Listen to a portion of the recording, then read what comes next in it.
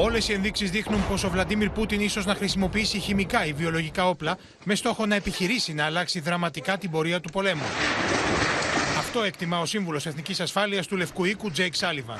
Κατηγορεί τη Μόσχα πως πιθανώς να στήσει προβοκάτσια με απρόβλεπτες συνέπειες. Well, first, Anna, it is a very legitimate concern, fear that Russia would use chemical weapons in Ukraine. They're right now accusing the United States and the Ukrainians of potentially using chemical or biological weapons, which is a tell. It's a tell that they themselves may be preparing to do so and then trying to pin the blame on someone else. That's a classic page out of the Russian playbook.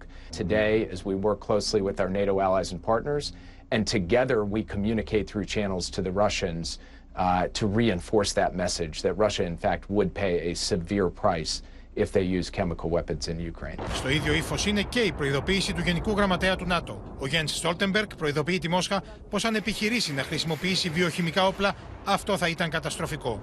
Τις τελευταίες ημέρες έχουμε ακούσει παράλογους ισχυρισμούς για εργαστήρια χημικών και βιολογικών όπλων. Τώρα που διατυπώθηκαν αυτοί οι ψευδείς ισχυρισμοί, πρέπει να παραμείνουμε σε επαγρύπνηση. Επειδή είναι πιθανό η Ρωσία να σχεδιάσει επιχειρήσεις με χημικά όπλα υπό τον μανδύα αυτών των επινοήσεων. Αυτό θα ήταν έγκλημα πολέμου. Από την άλλη, η Μόσχα κατηγορεί την Ουάσιγκτον πως διευθύνει τουλάχιστον 30 εργαστήρια στην Ουκρανία, στα οποία είναι σε εξέλιξη προγράμματα βιοχημικού πολέμου.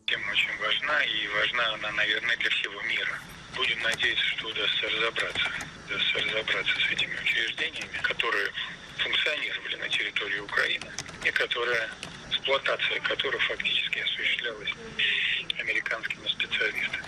Здесь, наверное, наверняка всему миру будет интересно понять и узнать, чем занимались эти учреждения. Τους φόβους του ΝΑΤΟ και της Ουάσιγκτον συμμερίζεται στην Ευρώπη ο Πολωνός πρόεδρος. Ο Αντρέι Ντούντα μάλιστα προειδοποιεί τη Ρωσία πως η χρήση χημικών όπλων θα μπορούσε να οθήσει το ΝΑΤΟ να επανεξετάσει την απόφασή του να μην επέμβει στρατιωτικά στην Ουκρανία. If you're asking me whether Putin can use chemical weapons, I think that Putin can use anything right now, especially if he's in a very difficult situation. This is what most experts have been saying. Actually, politically, he has already lost this war, and militarily, he's not winning it. Although one could say there is a gigantic advantage of the Russian army over the Ukrainian army.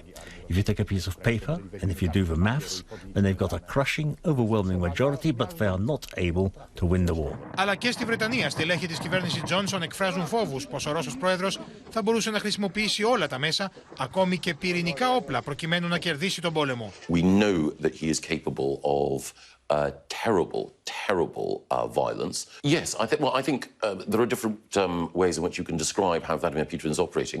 I think he's operating according to a set of criteria totally detached from those which you or I would consider to be reasonable or rational. But by his own lights, what he is doing is pursuing a conflict which he believes he has to win. We have to make sure that he loses. Στη Ρωσία, στενός συνεργάτης του φυλακισμένου επικριτή του Πούτιν, Αλεξέη Ναβάλνη, ήταν σαφής. Ο Ναβάλνη, ο οποίος έπεσε θύμα επίθεσης με νευροτοξικό δηλητήριο, για την οποία κατηγορεί το Κρεμλίνο, στέκεται απέναντι στον πόλεμο της Ρωσίας. Ο πρώην σύμβουλος του σφοδρού πολέμιου του Πούτιν εκτιμά ότι ο Ρώσος πρόεδρος είναι απρόβλεπτος. As he is crazy enough, we can expect, unfortunately, everything. He's clearly not winning the war against Ukraine, and he might think about other solutions, more powerful weapons, more powerful solutions to change the course of this war, which is now not so successful for him.